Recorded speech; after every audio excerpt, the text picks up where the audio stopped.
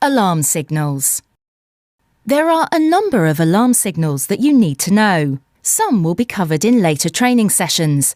However, the first ones you need to know are crew alert. The continuous ringing of the ship's alarm bells informs you as a crew member that you must go to your emergency station and perform your emergency duties. Before going to your emergency station, you should return to your cabin if safe to do so. Put on suitably warm clothing, followed by your high-vis gear and life jacket. General emergency signal. 7 short blasts, followed by 1 long blast over the ship's whistle and alarm bell system, informs everyone, which includes passengers and crew, that there is an emergency on board. At this point, passengers should be evacuated to their designated muster stations. If you are not already at your emergency station, you should proceed there at once. Abandoning ship. In the unlikely event of having to abandon ship, the captain or their deputy will give this verbal announcement. Attention ship's company. Abandon ship. I repeat, abandon ship. Escape routes. You're required to know how to get from your cabin and workplace to your emergency station. Only knowing one route isn't enough, as that route may be blocked or compromised.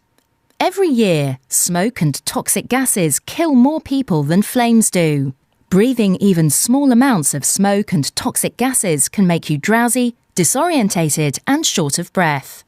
If you can escape without passing through smoke, you should take that route. It's much safer. If there is no other way and you find yourself already surrounded by smoke, quickly get low to the floor and follow corridor low-level lighting or photoluminescent strips to the nearest exit.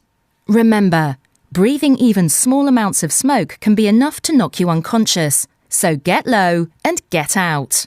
One more thing, if you come to a door that is closed, before you open it, check the door with the back of your hand.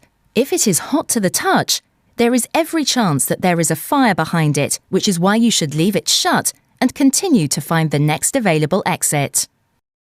Emergency and muster stations. If an emergency escalates and crew members are required to muster, you will need to know how to get from your emergency station to your designated muster station. You will be shown the location of your emergency station and your muster station during your familiarization process. It's vitally important that you learn these locations as soon as possible after joining, or at any time during your contract if you change emergency duty. Fire extinguishers. There are several different types of fire extinguisher on board, and they are each operated in a similar manner. To operate a fire extinguisher, you simply need to pull the pin, aim it at the base of the fire, and squeeze the handle. Once again, pull the pin, aim it at the base of the fire, and squeeze the handle.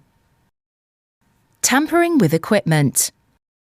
Any safety equipment, including fire and watertight doors, are of paramount importance to the vessel and all those on board. This is why it is a serious disciplinary offence to tie back or otherwise obstruct a fire door or watertight door, and the same applies to interfering with any other safety equipment. Man overboard. If you see someone fall overboard or you spot someone already in the water, shout, "Man overboard!" Then, look for the nearest available lifebuoys and throw them towards the person. If there is someone nearby, stay in position to keep an eye on the person and get them to telephone 911 to report it to the bridge.